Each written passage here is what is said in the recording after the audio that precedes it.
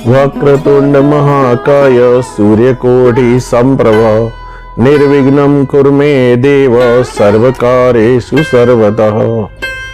काशी एक विश्व की अद्भुत नगरी है। क्यों मशहूर है, क्या कारण है, इसका मतलब हम आपके इस चैनल के माध्यम से बता रहे हैं। और क्या हो सकता है, इस और क्या हो सकता का मतलब जानने के लिए आप इस चीज से जुड़े और जाने। क्यों? क्योंकि इंसान के जीवन में घर से परेशान है, तन से परेशान है, धन से परेशान है, परिवार से परेशान है। इसको जानने के लिए इन चीजों से जुड़े और अपनी समस्याओं का समाधान कुछ हद तक अपने से और इस चैनल के माध्यम से हम आपकी करने की कोशिश करते हैं कि आप जीवन में खुश रहे और प्रसन्नचित होके इस संसार का आनंद ले। काशी के बारे में कुछ बोलना चाहेंगे? ऐसा है कि भगवान शिव ने जो ये नगरी बनाई है, ये अद्भुत इसलिए कि इस पूरे ब्रह्मांड की ये राजधानी है, पूरे विश्व की ये राजधानी है। इसमें 8 भैरव वास करते हैं, जिन भैरवों का मतलब इंसान के जीवन से ही नहीं, जीव जंतु के जीवन से जुड़ा हुआ है। पहले भैरव हैं बटुक भैरव, जो पैदा होने से लेकर मरने तक में आपको विभिन्न प्रकार के ऋण, जिनको देव ऋण, पितृ ऋण, ऋषि ऋण इत्यादि कहा जाए, इनसे मुक्त कराते हैं। देव ऋण क्या होता है? अगर हम सही ढंग में पूजा पाठ करेंगे तो देवता का ऋण मुक्त हो जाएगा। ऋषि ऋण क्या होता है? अगर हम अपनी जानकारी जैसे हम आपको दे रहे उस तरह अगर आप प्राप्त करके चलेंगे तो हो जाएगा। पितृ ऋण क्या होता है? अगर हम पिता की सेवा, माता की सेवा कर रहे हैं और परिवार को प्रसन्नचित रख रहे हैं और संतान इत्यादि से पीड़ित है तो किसी अच्छे विद्वान से समझ के कर ले। शास्त्र में ये कहीं नहीं लिखा कि लड़की पैदा हो जाए तो ये होता है, लड़का पैदा हो जाए ये होता है। ये सारी चीजों को बताने के लिए काशी का निर्माण हुआ, क्योंकि भागवत काशी के ज्ञानवापी क्षेत्र में लिखी गई। कहा जाता है कि जब तक गणपति की कलम चलती रही तब तक भागवत का निर्धारण होता रहा। वेदों या व्यास तब तक 18 पुराण का निचोड़ बोलते रहे। भगवान कृष्ण ने भागवत में एक वाक्य कहा कि कलिकाल में पंडितों की परंपराएं क्या होंगी। पंडित का मतलब भी समझ लें, जो हमारे परंपरा अर्थात हमारे दुख सुख इत्यादि को दूर करने की सामर्थ्य रखता हो, उसको पंडित कहा गया। परंपराओं को निभाने वाला, डगमगाते को तरक्की के शिखर पे पहुंचाने वाले को पंडित कहा गया। जैसे कि हमारे काशी के महान भाव मदन मोहन मालवीय थे। जब वो हैदराबाद निजाम के यहाँ कुछ मांगने गए कि हमको दे दो, हमें काशी हिंदू विश्वविद्यालय का निर्माण करना है, तो निजाम हंसने लगा और निजाम ने जूता खींच के मार दिया अपने पैर का उठा के। मदन मोहन मालवीय ने क्या किया कि वो जूता चौराहे पे टांग दिया कि ये हैदराबाद के निजाम का जूता है, जो इसकी कीमत लगाएगा वो उसका हो जाएगा। शहर के जितने भी धन्यवान लोग थे, निजाम का जूता प्राप्त करने के लिए हजारों की संख्या में, लाखों की संख्या में लगाने लगे। निजाम झेप गया और अपना जूता लेने के पीछे लाखों रुपया उसने मदन मोहन मालवीय को दान किया। क्यों? क्योंकि काशी की अद्भुतता यह है कि जो मेन काशी का होगा वो बाबा का गण ही होगा। अब हम आते हैं दूसरी चीज पे। कहा जाता है यहां पर आस भैरव का मंदिर है। आस मतलब इंसान की इच्छा। आपके रुद्रमालय तंत्र में पार्वती जी को शिव जी बता रहे हैं कि 10 सेकंड के लिए, 15 सेकंड के लिए उनका दर्शन करो और हट जाओ अपनी कामना लेके। ये मंदिर भी आपके चौक क्षेत्र में स्थित है। हर इंसान को इनका भी दर्शन करना चाहिए। फिर इंसान के तीसरे प्रभाव पे अगर हम देखने चले तो आता है आनंद भैरव। आनंद भैरव के काशी में 2 मंदिर हैं। पहला मंदिर आता है मीरघाट विशालाक्षी क्षेत्र में, एक परिवार के अंतर्गत में। आनंद भैरव हमारे जीवन की सभी प्रकार की आनंद की कामनाओं को पूरा करते हैं। नहीं पूरी हो रही हो तो करना चाहिए। क्यों? क्योंकि इनका एक मंदिर 450 वर्ष पूर्व एक सन्यासी ने बनाया, जो आपके रामघाट क्षेत्र में स्थित है। हमारे जीवन की हर प्रकार की प्रसन्नता और खुशहाली के लिए ये आनंद भैरव का रूप बाबा का निर्धारित है। फिर आता है बाबा का दूसरा रूप। वो कौन सा है? हर इंसान के जीवन में भूत बाधा। ये भूत बाधा होती क्या है? हमारे सोचने की क्षमता, हमारे करने की क्षमता, हमारे घबराहट, बेचैनी इत्यादि तरह तरह की प्रॉब्लमों का जो रूप है वो भूत बाधा है। इसका स्वामी कौन है? इसका स्वामी है भूत भैरव, जिनका मंदिर मैदागिन क्षेत्र के सप्तसागर में आता है। इनके पीछे की एक कथा प्रसिद्ध है कि रामचरितमानस के रचयिता तुलसीदास जब काशी आए तो वो पिचास मोचन के पास से गुजरते थे, तो उन्होंने एक पिचास से सुना कि भूत भैरव के मंदिर पर वाल्मीकि रामायण का संस्कृत का हिंदी सार सुनाया जाता है, वहां पर जाकर के सुनो। क्यों? क्योंकि वहां पर आते हैं, को नहीं जानत है जग में कपि संकट मोचन नाम तिहारो। तो तुलसीदास वहां पर गए, पहले दिन गए, उनको कोई ऐसा नहीं दिखा। फिर उन्होंने 50 मोचन जाकर के बचा हुआ लोटे का पानी अपना सोच का राम राम कहते हुए फेंका, तो वो आपके प्रकट हुए, बोले क्या बात है? तब उन्होंने कहा कि हमको तो वहां कोई हनुमान जी नहीं दिखाई दिए। 50 हंसने लगा और कहा कि ऐसा है, वहां पर फिर जाओ भूत भैरव के स्थान पर, कथा सुनने में जो सबसे पहले आके बैठे और क्या बोले, श्री राम जय जय राम, और सबसे लास्ट में जाए क्या बोले, शिव प्रिय नामेण राम कृष्णाय नमो नमः बोलकर उठ के जाए, तो समझ लेना कि यही शिवांश है और यही हनुमान जी है। उस कोढ़ी का पैर पकड़ लेना। तुलसीदास जब गए तीसरी बार तो देखे एक 8 फुट लंबा आदमी पट्टी उट्टी बांधा हुआ बैठा है, एकदम कोने में बैठ के सिर्फ यही जप रहा है, श्री राम जय जय राम। और लास्ट में जो है सब चले गए तो उठा, प्रणाम कर रहा है, शिव प्रिय नामेण राम कृष्णाय नमो नमः, फिर जपते हुए जा रहा है, श्री राम जय जय राम। तुलसीदास ने पैर पकड़ लिया। जब पैर पकड़ लिया, कहे प्रभु मुझे दर्शन दो। कहे भैया एक कोढ़ी क्या दर्शन देगा? तब उन्होंने कहा कि ऐसा है कि दर्शन तो आपको प्रभु देना होगा, आपको राम की सौगंध है। हनुमान जी अपना वहीं पर एक रूप छोड़ के चल दिए, जिसको कहा जाता है बूढ़े भैरव। वहां से हनुमान जी भागे तो आपके नीची बाग गांडी प्रेस के पीछे, वहां पर वो रुके कुछ क्षण के लिए, पीछे मुड़ के देखने के लिए कि आ तो नहीं रहा है। फिर तुलसीदास आके पैर पकड़ लिए और कहने लगे कि श्री राम जय जय राम, प्रभु दर्शन दो। हनुमान जी यहां से भी भागे और भागते ही चले गए। पीछे पीछे तुलसीदास राम नाम जपने के कारण देख रहे कि ये कोढ़ी रूप तो नहीं बदल पाएगा। फिर दुर्गा कुंड के पास पहुंचे वनकटी हनुमान पे। वहां पर पेड़ प्रतिबिंब रूप बना करके खड़े हो गए कि हमको यहां तुलसीदास नहीं पहचानेंगे। तुलसीदास पैर पकड़ के फिर खड़े हो गए। हनुमान जी ने कहा भैया क्यों पीछे लगे हो? कहे मुझे राम नाम का मंत्र चाहिए और तभी मैं कुछ कर सकता हूं, मैं भी जन कल्याण के लिए हूं। हनुमान जी वहां से भागे तो संकट मोचन में स्थित हुए और वहां पर तुलसीदास ने इनके रूपक को बनाया। हनुमान जी ने आशीर्वाद दिया कि तुम रामचरित्र, केवल वाल्मीकि रामायण से राम के चरित्र का वर्णन लिखोगे, जिसको कली काल में हर कोई सुमिरन करेगा। और अगर हनुमान चालीसा भी पढ़ता हो तो बोलेगा को नहीं जानत है जग में कपि संकट मोचन नाम तिहारो।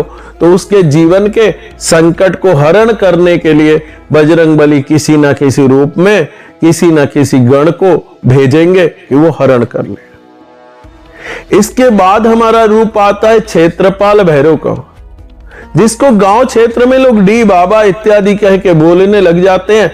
वो कौन है? क्षेत्रपाल भैरव है। इस काशी का अंत ना लिखा है ना हो सकता है। काशी पलट सकती है, खड़ी हो सकती है, खत्म हो जाए, ये कोई नहीं है।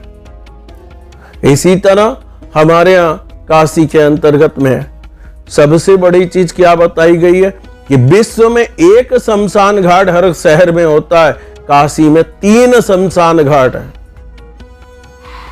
सबसे बड़ा कौन है? मसान का क्षेत्र, महाशमशान, जिसको मणिकर्णिका कहते हैं। दूसरा क्षेत्र है आपका केदार घाट के पास हरिश्चंद्र घाट। आज से 50,000 साल पहले, उसकी गिनती भी नहीं है, राजा हरिश्चंद्र हुए। उन्होंने सपने में, क्या अगर कोई इंसान सपने में कोई चीज किसी को दान कर दे और वो आदमी हकीकत में मांगने आएगा, कोई देगा? तो ये आपकी नगरी का प्रभाव देखिए कि सपने में उन्होंने अपनी अयोध्या नगरी उठा के दान दे दी। किसको? विश्वामित्र को। दान करने के बाद विश्वामित्र ने कहा बची हुई दक्षिणा भी दो, ऐसे दान नहीं लिया जाता, मैं भी क्षत्रिय था, कर्म से ब्राह्मण बना हूं। विश्वामित्र की बात सुन के राजा हरिश्चंद्र ने कहा दान लाने के लिए क्या करें, तो वो काशी नगरी चले आए। अपनी पत्नी तारा, लड़के रोहित को एक ब्राह्मण के घर में बेच दिया।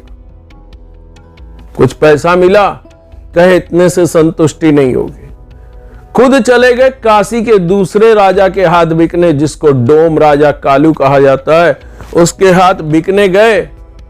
बिक करके क्या किए? जितना कितना लोगे धन? मैं एक हाथी के ऊपर बैठूंगा, जितना धन होगा दे देना, मैं तुम्हारा गुलाम हूं। कालू डोम ने दे दिया, इन्होंने विश्वामित्र को दे दिया। वो जिस घाट पर काम करते थे उसको हरिश्चंद्र घाट के नाम से जाना जाता। कालू डोम ने कहा कि आज से एक चीज याद रखना, चाहे तुम्हारा सगा हो, अपना हो, कोई हो, बिना कर लिए कभी उसकी मुक्ति नहीं होगी और तुम कर से लद के और परेशान होगे। तो इसलिए तुम्हें कर लेना है। इधर कुछ समय बीतने के बाद क्या हुआ? ब्राह्मण के घर में रहती हुई तारा के लड़के को, रोहित को, सांप ने काट लिया। तारा अपने लड़के को लेकर के कालू डोम के यहां पहुंची हरिश्चंद्र घाट में और रोने गाने लगी। वहां से कालू डोम के जो वो थे करदाता राजा हरिश्चंद्र, वहां से चलते हुए मणिकर्णिका शमशान पे आ गए। आने पर अपनी पत्नी से बस एक ही बात कह रहे हैं, पहले कर दोगी तभी पुत्र का दाह संस्कार हो सकता है, नहीं तो नहीं। एक मां के लिए दुखदाई प्रश्न ये कि 12-15 साल का लड़का मर गया, पति जो है कर मांग रहा है, खाने को कुछ है नहीं कि क्या खाएं, और हम इनको कर कहां से दें? तारा ने अपनी आधी साड़ी फाड़कर जैसे ही देने को तैयार भई, बाबा प्रकट हो गए, पार्वती संग नारायण प्रकट हो गए, विश्वामित्र प्रकट हो गए, ब्रह्मा प्रकट हो गए। कहने लगे ये तुम्हारी परीक्षा थी कि हरिश्चंद्र अपने वचन से डगते हैं या नहीं। हर के लिए, इंसान के लिए एक चीज होती कि जो नियम बनाओ, जो संयम रखो, वो है पुत्र भी जीवित हुआ, राज करने लगे। शमशान से तारा और राजा हरिश्चंद्र जब जाने लगे, कालू डोम को भगवान की कृपा से मसाननाथ जो शमशान में 24 घंटा राम नाम जपते हैं, उनकी कृपा से कालू डोम को भी दिव्य दृष्टि मिल गई। उसने देखा कि ये लोग एक चीज पर बैठे जा रहे हैं। उसने उसका पावा पकड़ लिया, वो चीज रोशनी के साथ निकलते हुए गायब हो गई। आज भी काशी के अंतर्गत में 2 राजाओं का विधान है, एक काशी नरेश, एक डोम राजा। कहा जाता है कि काशी में जन्म लेने के बावजूद भी हमारे पाप, हमारे पुण्य का निर्धारण कौन करता है? भैरवी चक्र। इन भैरवी चक्र के ये 8 भैरव मालिक हैं। आपने क्या क्या किया, काशी क्षेत्र में जलोगे तो पता चलेगा कि आपको कहा जाएगा 10 क्षण, 10 क्षण का मतलब हुआ 10 मिनट, 15 मिनट, आधी घंटा, जो पाप किए हो तुम्हारी चिताओं के चारों तरफ धुआं विराजमान रहेगा। क्यों? क्योंकि तुमने जिनका साथ दिया वो सारे रिश्ते नातेदार भाग जाएंगे, क्योंकि भैरव दंड अकेले भोगना पड़ता। फिर इसीलिए काशी में 84 घाट की महिमा है कि 84 घाटों में हर किसी को अपने जीवन का लक्ष्य दिखाई दे। हमारे ग्रंथ ऐसे हैं कि जिनमें पहले ही बताया गया, अंग्रेज क्या बताएंगे, पहले ही बताया गया कि अंडे से बच्चा पैदा होता है, इस तरह बच्चा पैदा होता है, वो 4 प्रकार की चीजें बताई गई, पौधा कैसे पैदा होता है, सब चीजें बताई गई। फिर इंसान के जीवन के विषय में कहा जाए तो इंसान की मूर्खता क्या है? इंसान की मूर्खता यह है कि अपने को नहीं अजमाने चलता, वो अजमाने किसको चला जाता है? जो इस संसार को चला रहा है। अगर हम अपने जीवन का सुधार करें तो इस चैनल के माध्यम से हम यही कहना चाहते हैं, और क्या हो सकता है, आपकी बाधाओं का हरण हो सकता है, आप जीवन में तरक्की पा सकते हो। अपनी कमी खोजें, जैसे हमने ये बताया कि आप अन्नपूर्णा के लिए ये लगा लें, वैसे आप अपने घर के जो भी चीजें हैं, वास्तु का सुधार हमारे घर की परेशानियां कम करेगी। ज्योतिष है क्या? जिस तरह हमारा शरीर है वैसे ही सौर्य मंडल हमारे शरीर में भी वास करता है। इसका प्रमाण यह है कि अगर हम चल रहे हैं तो शनि की गति हमारे शरीर में रत्न संचार गति को प्रदान कर रही है, जिससे हम चलने की गति पा रहे हैं। बृहस्पति अगर हमारा बढ़िया है तो हम उसके कारण हर व्यापार धंधा सब कुछ कर पा रहे हैं। अगर हमारा हृदय स्वस्थ है, हम मजबूत हैं, आत्मविश्वास से परिपूर्ण है, हार्ट संबंधित कोई बीमारी नहीं है, तो उसका स्वामी कौन है? सूर्य है।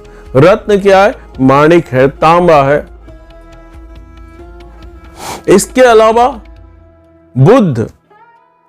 इंसान अगर स्वस्थ रहता है तो 1 रुपए में संतुष्ट हो जाता है। यही कहावत बुद्ध पे निर्धारित होती है कि बुधवार के दिन कोई काम करो तो वो एक ही कहावत कहता है, कौड़ी से ना भेंट कराऊं, कुशल छेप में घर पहुंचाऊं।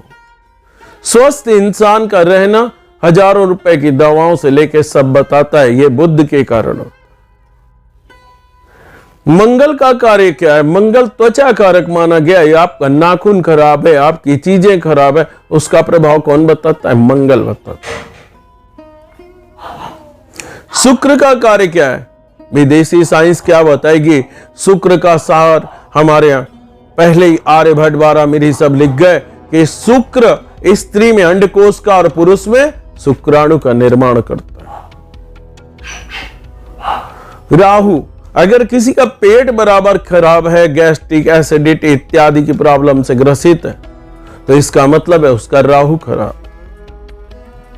केतु, शरीर के अंतर्गत में अगर इन बीमारियों से, नाना प्रकार के ग्रहों से ग्रसित होकर के हम परेशान हैं, तो इसका मतलब है कि हमारा केतु खराब है।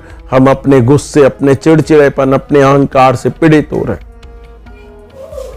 तो रिश्ता क्या कहलाता है कि अंतर्गत में अगर इंसान इन सारी चीजों को समझ के चले। सूर्य खराब है, अपने से बड़े का आदर करो, अपने पिता का आदर करो, बड़े भाई का आदर करो, तुम्हारा जीवन सुखी हो सकता है। फिर उपाय जो है वो इनसे पूछ लो, रिश्ता क्या कहलाता है, में सही हो जाएगा। चंद्रमा मन की गति का स्वामी है। आप भटक रहे हो, आप रो रहे हो, मेरा कुछ नहीं है, मेरा कुछ नहीं हो सकता है। अरे आप मोती पहनने से नहीं होगा, उसके लिए साधना करो। क्यों?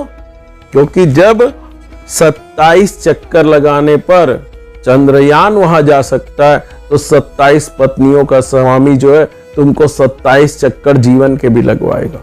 इसके लिए ध्यान केंद्रित करो, योग्यता खोजो और उसका प्रभाव लो।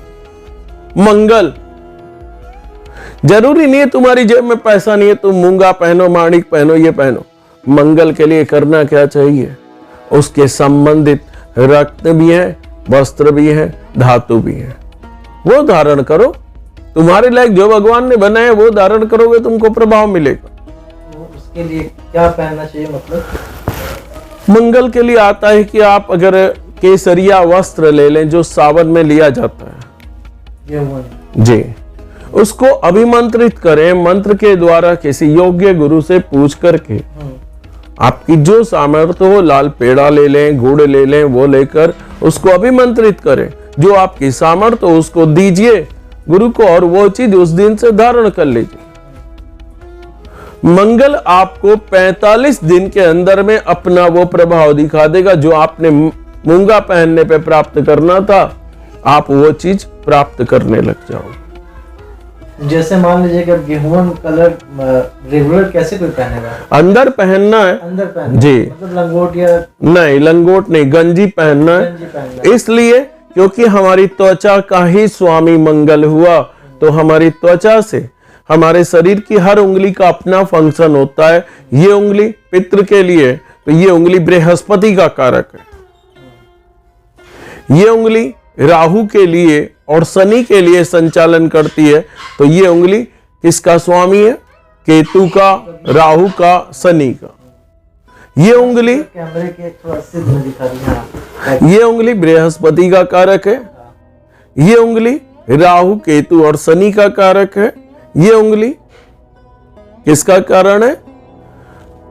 सूर्य का कारक है और मंगल का कारक है। दोनों का। ये आपके बुध और शुक्र का कारक है। साइंस भी इस चीज को मानता है कि हमारे हाथ में पंच तत्व है, और क्या है, जिसको हम एक सुर में कहते हैं, चितजन पावन गगन शरीरा, पंचभूत से बना शरीरा, अर्थात मिट्टी, पानी, वायु, आकाश, अग्नि, इन सब से पंचभूत कहे गए। इन्हीं से सब कुछ बनता है। अगर हम इसको समझ के चलें, को खोजें कौन है, क्या है जो मेरे लिए कर सकता है। इसी तरह वास्तु भी है, घर का वास्तु भी ऐसे ही डैमेज होता है। आपको खोज करनी है, कोई मिले क्या है, तो आप इस ना मिलने पर इस चैनल के माध्यम से संपर्क कर सकते हैं। आपकी समस्याओं का समाधान भी हो सकता है। और बेसिकली वास्तु वाले चक्कर में काफी लोग जो हैं, बहुत सारे से वास्तु शास्त्र के लोगों से यहाँ तक होता है, कभी कभी लोग घर तोड़ फोड़ के इधर उधर भी करवा देते हैं। ऐसा है कि वास्तु ये कहती है कि आप हमें तोड़े ना। क्यों? क्योंकि वास्तु का एक निर्धारण होता है, एक पॉइंट होता है कि आपके घर के धूरी, आपके घर का प्रभाव क्या चीज है, उसकी क्या कमी है। आप वास्तुविद को बुला रहे हैं, तो आप खुद से भी गौर करना शुरू करें। संसार में केवल एक प्राणी होता है जिसको 10 दिशा का ज्ञान होता है, उसका नाम होता है शेर। अच्छा। तो इंसानों में जो इन चीजों को पढ़ेगा, ज्योतिष को, वास्तु को, भागवत को, कर्मकांड को, उसमें ये सारी चीजें दी हुई हैं। मतलब वास्तु अगर खराब हो तो आप घर को जैसे तोड़ने की जरूरत नहीं है, क्योंकि मोस्टली लोग तोड़वाते हैं। बिना तोड़े भी समाधान है। डायरेक्शन में अगर टॉयलेट हो तो लोग तोड़वा देते हैं। साउथ डायरेक्शन में टॉयलेट होने पर इसलिए तोड़वाना जरूरी हो जाता है कि वो स्थान आपके पितृ का स्थान है, और वो आपके टॉयलेट होने पर ये समझेंगे कि इसकी नजर में मेरी कोई वैल्यू नहीं है, घर की बरकत चली जाएगी। अच्छा, मतलब उस सिचुएशन में तुड़वा देना चाहिए या बंद कर देना जी, बंद कर दीजिए, उसे यूज ना करें। नहीं। तो टॉयलेट होना किस साइड चाहिए? बेसिकली वायव्य कोण पे होना चाहिए। वायव्य बोले तो उत्तर और पश्चिम का जो कोना होता है उसको वायव्य कोण कहते हैं।